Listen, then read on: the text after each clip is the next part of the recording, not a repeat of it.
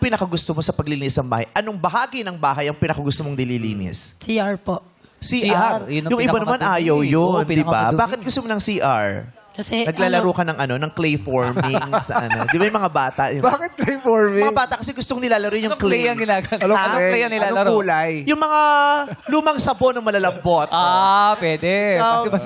Creative. Yeah. Di ba? Ano pa ba dapat? Yung matigas na shampoo.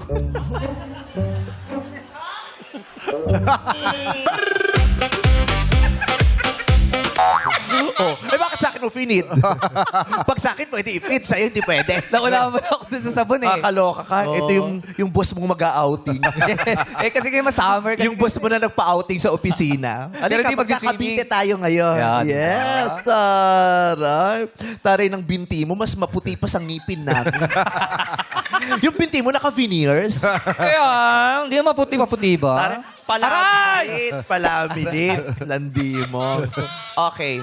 Sila yung asawa ni Kikay kanina.